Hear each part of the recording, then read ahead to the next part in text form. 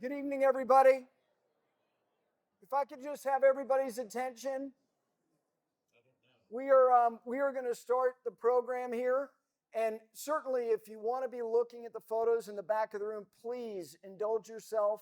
I just know how much everybody in this room is looking forward to hearing the thoughts of these two gentlemen. Now, I must say, when this event was put together, I didn't necessarily think that having the headliners being two juniors from Austin Country Club was going to hold an audience, but we've got standing room only for two junior golfers from Austin Country Club who also happen to be members of the World Golf Hall of Fame, Ben Crenshaw and Tom Kite.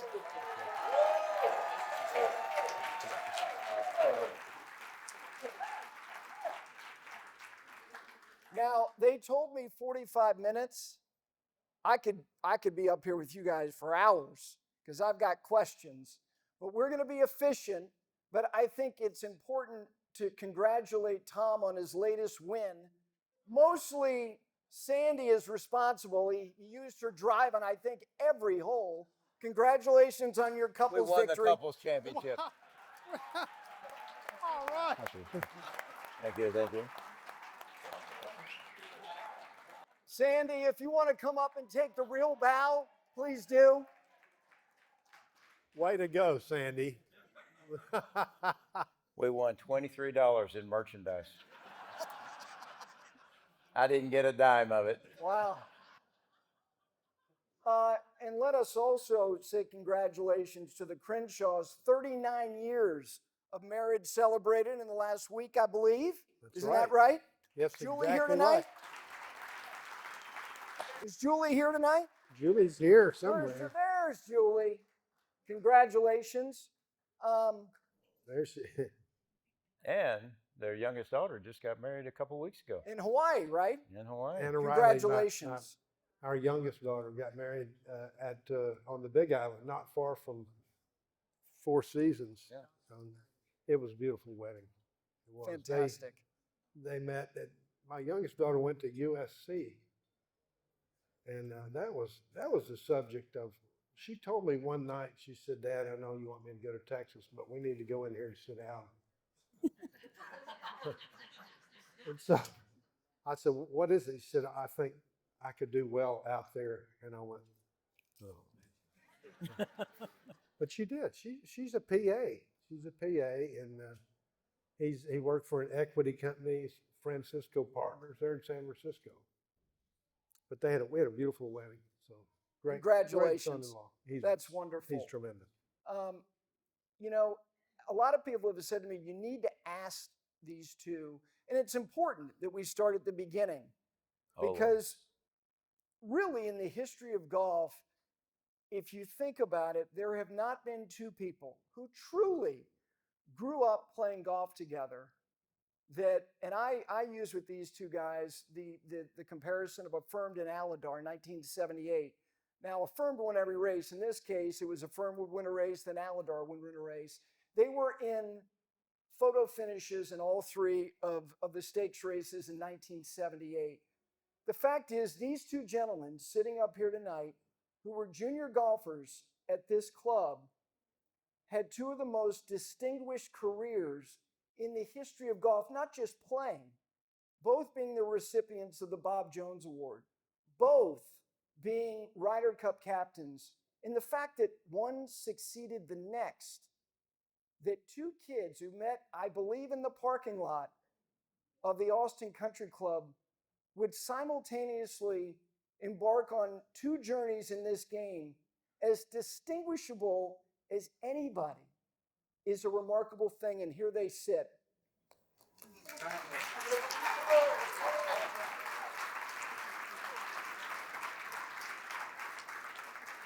So let's start with that encounter in the parking lot. Now, it's my understanding that Ben and Charlie, you and your brother, had maybe played 9 holes and you were making the turn, and there was a kid who just moved from Dallas, who, from my understanding, had a new bag. He was wearing slacks and it was like 105 degrees. Looked like a tour player and he was 12 years old. Was that Tom Kite, Ben? That's exactly right. My brother Charlie and I had finished number 9. We were going up through the practice tee, and here I'm going to he, rebuttal. and here he is. He does have slacks on, but what caught my attention was this red golf bag with brand new Wilson staff irons, and I went, "Wow, that!" Charlie and I were playing ladies clubs, and junior clubs, but I mean the clubs were unbelievable. So I think we asked you to play the back 9 with us. We did. So we're on number 10 tee at the old club right by the road.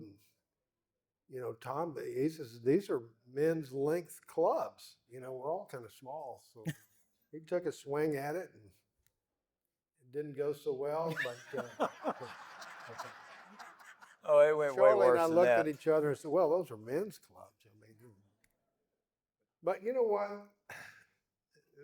First of all, before we say anything about ourselves, we'd like to wish a happy anniversary to this club. 125 years. And to think that we know so many people here who've been so much a part of our lives that have been under Harvey's spell forever. We'll be forever grateful for that. But all the individuals that we've played with, and the people that stories and the people and the experiences, Tom and I are very enriched by this club. And it's certainly myself more so at the old club, but can't tell you what a great facility this is. It's been the scene of so many wonderful tournaments, and it's a great golf course designed by a wonderful architect, Pete Dye. But we have, I was thinking about this last night. Harvey wanted us to play the game, and I want you boys to go out there and play golf, but I want you guys to end up on the putting green, and I want you to putt against each other. And I said, that brought up a memory for me. It's, Tommy and I would putt. We'd all putt. Chuck Munson, Richard Baratti, we'd all putt. But I remember when I was a little kid, our tennis coach, Colonel Allison, would come out on the putting green, and he'd have this Ben Hogan putter with a putter cover, and he would come on the edge of the green, and I noticed he had a glass of lemonade. And I mean, he was a good player, very keen player, wonderful, wonderful tennis coach. He won the Wimbledon doubles, and I mean, he was hell and a great guy. And I was little. I said, Harvey, Colonel Allison comes out here every day. He brings that glass of lemonade with him every day. Well, Harvey looked at me and said, there may be something stronger than that lemonade. But I mean, the most wonderful people we grew up with. I can still see Walter Benson hit a golf shot. Oh, yeah. Which was unbelievable. And I can still see Roan all the time. Roan, Billy Penn. Yeah. George McCall. George McCall. Sweet Swing. They called George Sweet Swing. But Roan still shoots his age every day. I know it. He can beat us all. And his wife, Barbara, I always, when I was really young, I watched her put her hands on the club. That's the way to grip the club. Beautiful hands. And got that memory of all these people that we grew up with. We were so damn lucky, it was unbelievable. But 125 years, there's not many clubs in the country who can say that. 1899, that's... Tom, is there anything about the story that you would like to ratify or amend? Well, Ben said it didn't go too good. No, it didn't go nearly that well. I mean, it was way worse than that. As he said, I had this new set. I had played in a they have a wonderful junior tournament up in Wichita Falls, and I had gone up there, and I had at the time I had a ladies set of clubs, and of course this is the Texas Oklahoma Junior, and they just have 1,000 kids that play in the tournament every year, and my clubs were stolen. Went in, finished my round, went in to have lunch, come back. I thought the kids were all playing jokes on me, hiding my clubs, but turns out they were stolen. And so, right before we moved down here, when I was 12 years old, mom and dad decided to get me a set of clubs. And as Ben said, we were small, and the clubs were a little too big. And, the club got to the ground a little quicker than I wanted it to. And I took the most beautiful divot right behind the ball. The club bounced right over the ball, and the ball was just sitting right there, man. Never moved. And I looked up, and it's like, oh Lordy, this is not going to be good. And Ben and Charlie both just went, kind of like, oh. And we asked this kid to come join our group, and fortunately, it got a little better after that. But yeah, it was a rough beginning, but it improved rapidly, and and, yeah. and it is kind of rare that you had two golfers that have done a few good things, but I always knew if I could get close to Tom and compete with him, competition is always the best. Are y'all buying that really? Thing. I didn't No. buy that BS when we were 13 No. years old. I'm sure not buying it right now. No, I'll say this too. I'll say this too. I'm thinking about this before I came. This man here has probably, this is a conservative guess, has probably hit 1 million more balls than I have. And I'm not kidding. On that note, Tom, we're sorry we had to close the range today for the Ferris yeah, wheel. exactly. I was a little ticked off about that. Of all the things you hear from Ben tonight, most of them are not going to be true, but that one might be true. I know it is. That might be the truth. I was thinking about it. Yeah. How as you're progressing, and that's the other part about this. It's not only style, it's personality. There's a distinction between the two of you. How aware were you of him, and you of him as you were ascending? Because you're around each other every day. And there's a phrase that I think is important, especially for young people, that comparison can be the thief of joy. That focusing on yourself is important, and don't worry about where somebody else is in the race. Was it hard at times to always be measured against him? Well, Gary, when we were 12, and well, I'm 2 years older than Ben, so I'm 12, Ben's 10. We were pretty decent players for 12-year-olds and juniors. But my gosh, look, you can look across this room right now and see a bunch of people that were older than we were that were way better. Harvey had Austin, Texas at the time when we moved down here had 250,000 people. We moved down here in 1962, which was the year that they completed Interstate 35 through Austin. It's never been worked on since. So, but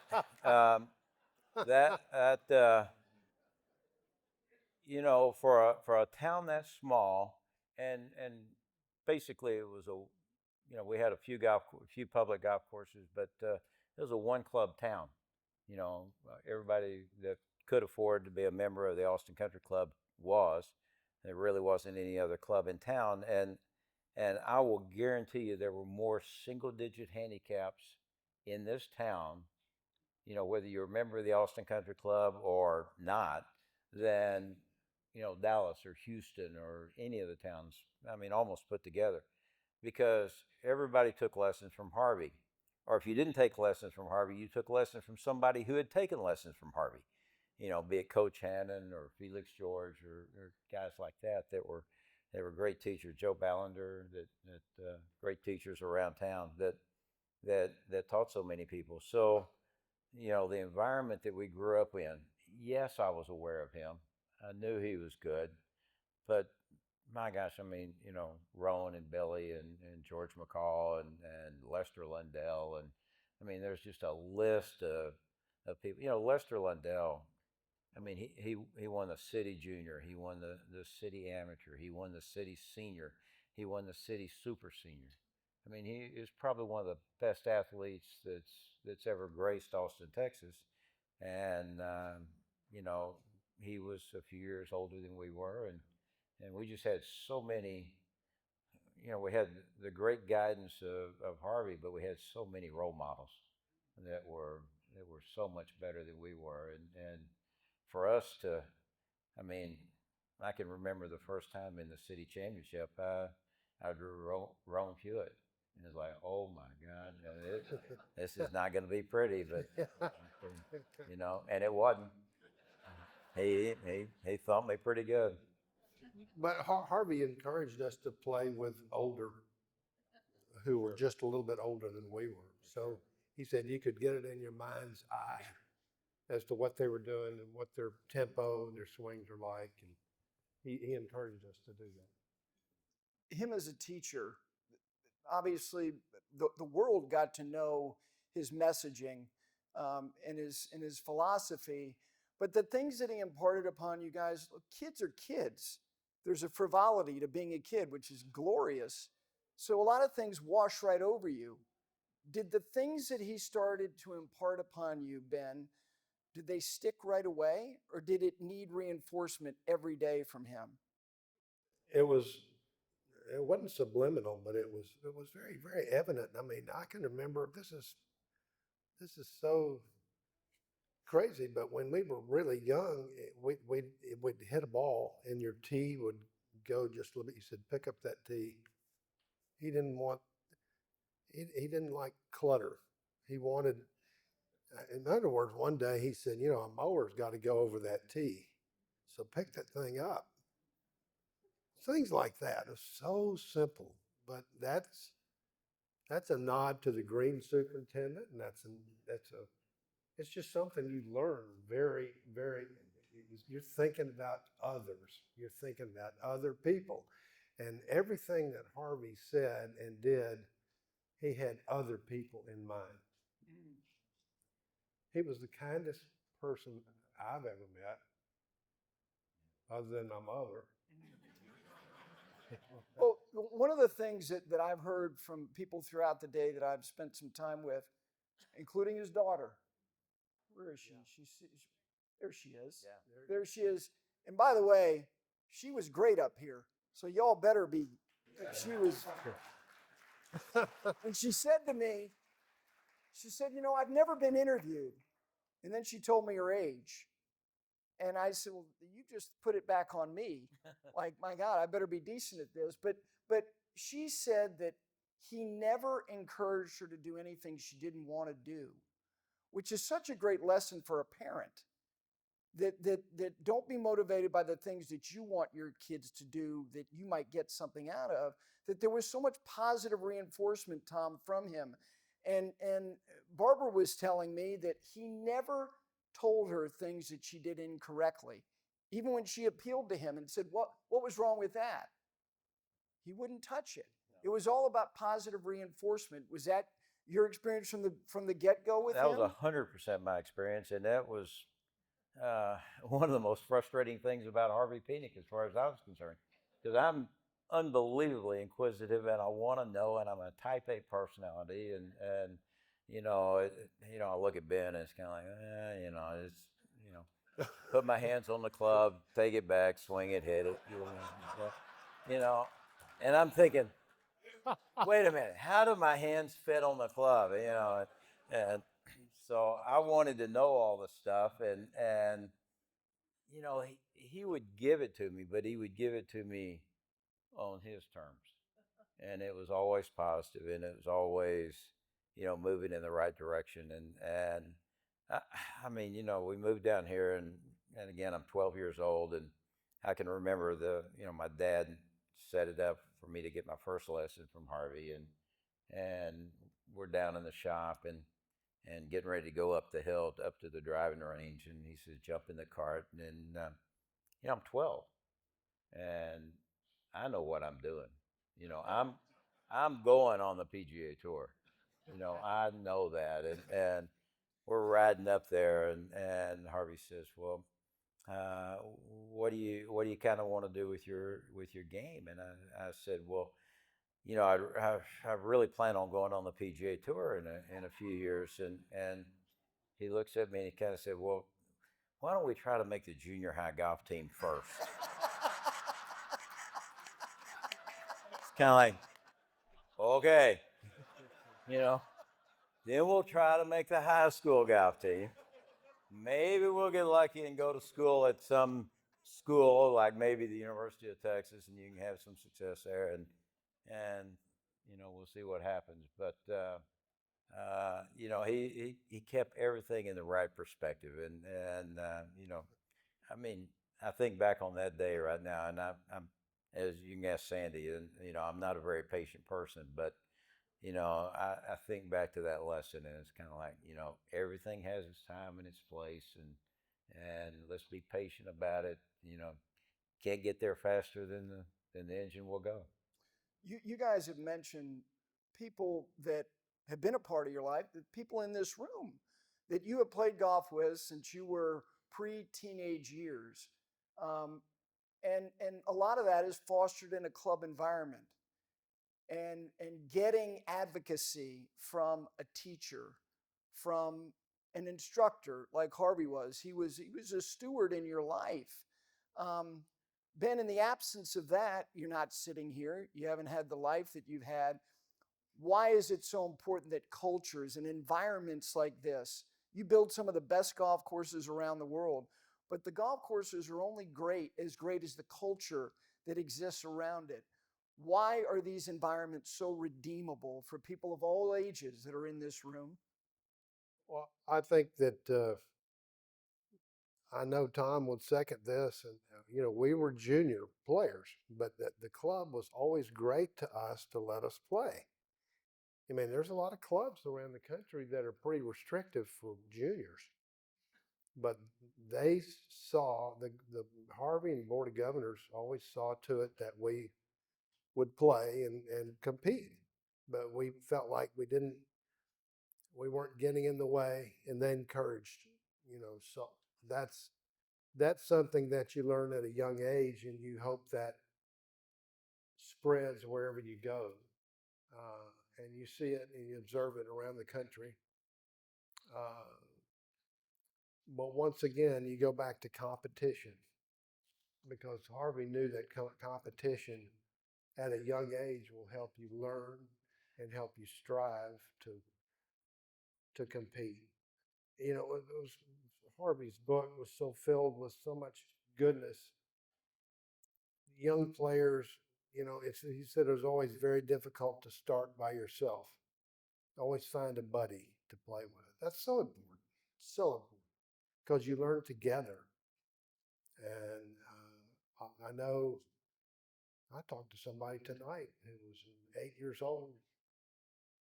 And the mother was 8 years old, who was over at Muni, and I said, "Go have him find a buddy, get a friend to play. That's how you learn, and you play against that person." But there's so many values in what I have to tell this story. One day, Lester Lundell and I were sitting down at the old club, and we're just sitting. Harvey was at the desk. A lady came in. I won't name her. She came in. I'll never forget this. She said, "Harvey, can you go find my 5-wood head cover back there?"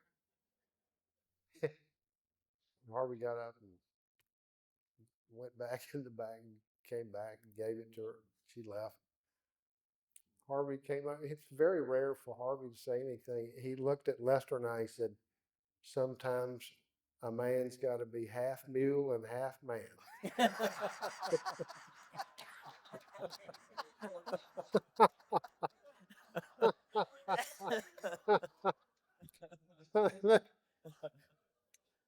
but I, his service to this club is beyond parallel at the old club and here. He was a saint. He was a saint. This club has been blessed with a number of saints. I mean, Harvey obviously set the tone and the standard and the longevity and just gave um, so many people the opportunity. But his son Tinsley stepped in his footsteps while Harvey took the role of head pro emeritus, and Tinsley just did a phenomenal job, and he knew every member and every little need that they had. He got to know them, and just always made sure that they were taken care of, and then we were absolutely blessed when Dell came in and took over as the head professional here, I mean, he's one of the most highly recognized professionals in the game, in the business, and been honored by all sorts of awards with the PGA of America and CW, our new head professional back in the back there. This is wonderful, Dale. This is CW's first week, and we're going to have to step it up to keep it up the pace. I mean, this is what he expects out of the Austin Country Club every week. So we'll check on him in about 40 years. 40 right? years, we'll be in good shape. But we really have had so many role models, and Ben and I are just so blessed to have grown up in an environment like this, and I've said many times, both of us did one hell of a job in choosing our parents. Ben's mom and dad were phenomenal. My mom and dad were phenomenal, and they loved the game and loved playing, and we would have situations in the summer a lot of times where we would be out there, and of course in the summer somehow it didn't seem quite as hot back when we were 12 or 15 years old as it does right now, but we'd be out there all day and we'd play 36 holes. But at the old club, there wasn't as many members, and they didn't play as many rounds. I think we were playing 20 or 22,000 rounds instead of 38 or 39,000, whatever we're playing now. And in the summer, you would have a group that would get out there, and there would be Darrell Royal and Walter Woodle and Wally Scott and Charlie Crenshaw Sr. and Jess Root and who else? I mean, they'd have a gangsome, and it'd be 6 or 8 of them, and they'd all have their own cart. They never talked to each other. During the entire round, they'd never talk to each other. They would hit, they'd fly to their balls, and then they'd hit, and they'd kind of meet up at the green and try to figure out the score that they had. And of course, we're out there trudging along, carrying our airliner golf bags and sweating bullets and playing as much golf as we can. We'd play 36 holes. They might go through us 2 or 3 times during that day.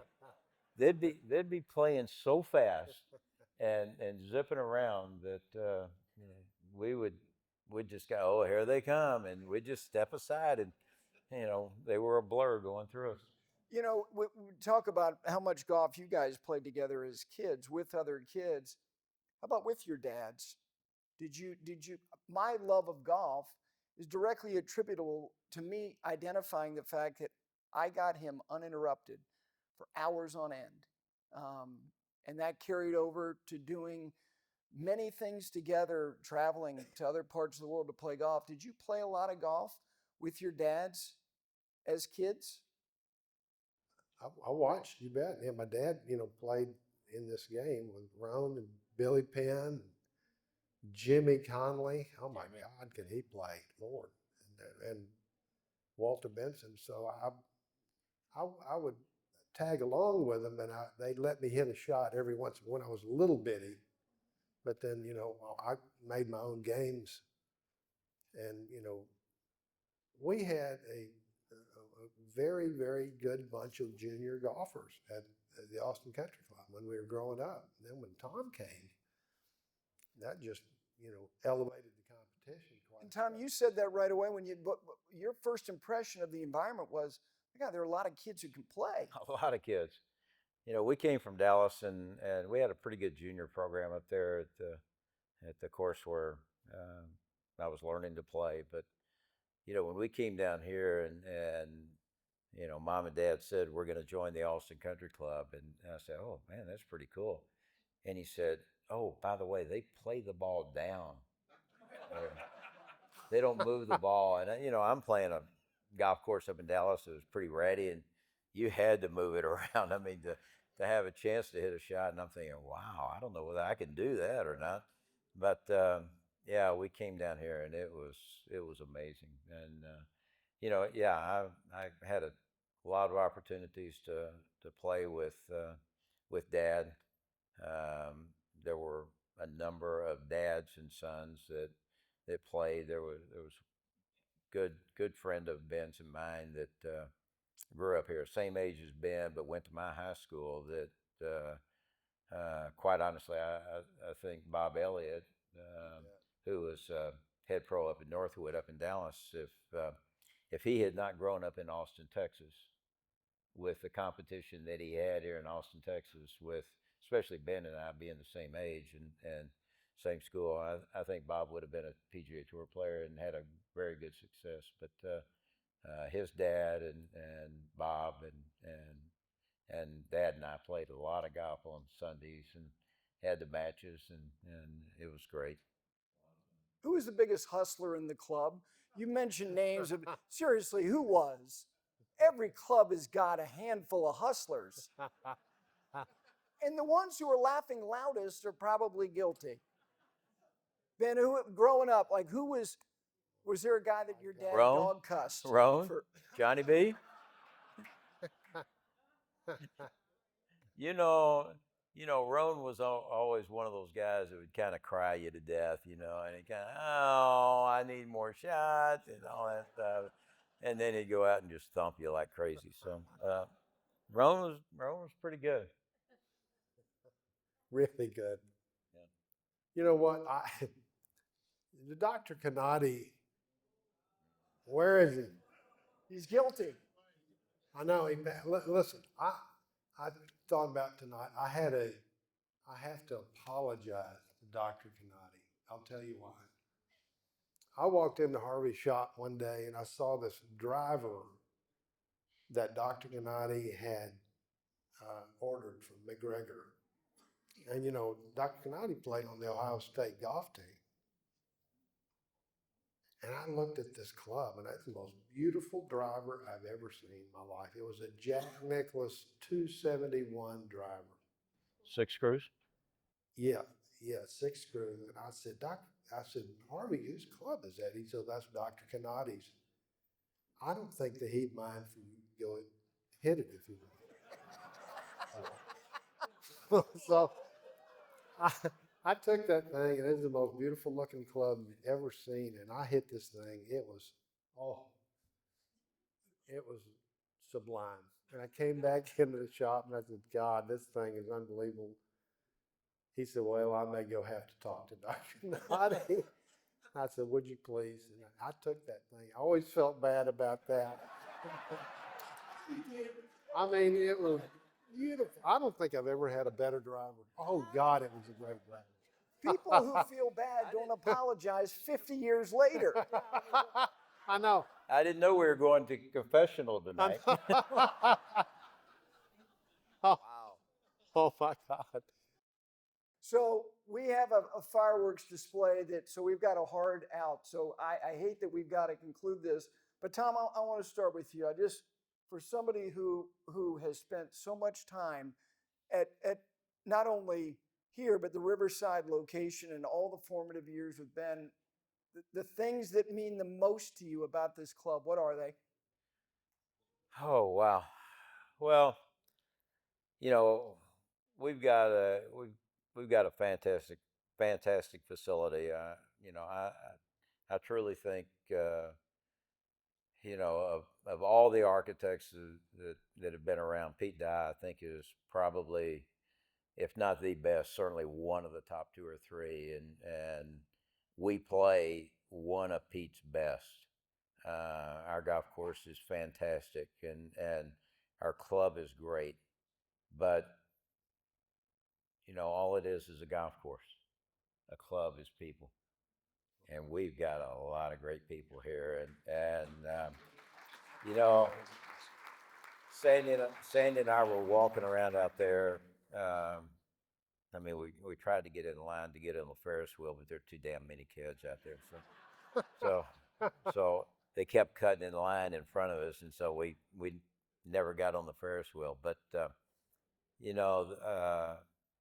having been in this club, going from 12-year-old kid, seeing this club all the way until now I'm about to turn 75, and I look at all the family out here. And of course, there's so many people that I know and love and grew up with and played golf with and had so many good times with. And then I look at the young families out here and all the kids, and I think a club is the people. It's it's nice to have a great clubhouse. It's nice to have a great golf course. It's nice to have all the facilities, but it's that right there. I'll tell you what, I'll forever be indebted to this club, not only for the people that we grew up with and learned with, but y'all may not know this, but when this club was being built, I came out and watched it being built with Pete Dye, and his construction foreman was Rod Whitman from Canada. And I would come out and watch it. One day he said, "You know what? You need to meet my friend Bill Coor." I said, "Okay." He said, "I've known him from East Texas." He said, "I think y'all might." Well, Bill and I have been together 39 years, just as long as Julie and I have been married. So I'll be forever indebted to Pete and Rod and this club. You have a great club, and Tom is so right. It's the people. You want to see your kids grow up in the right way, and you be around people, and it's people you meet along the way. That's why we're all here. Y'all are very lucky to have had this facility, but to learn and be and love one another, encourage them. You have something very special. Happy anniversary to all of you.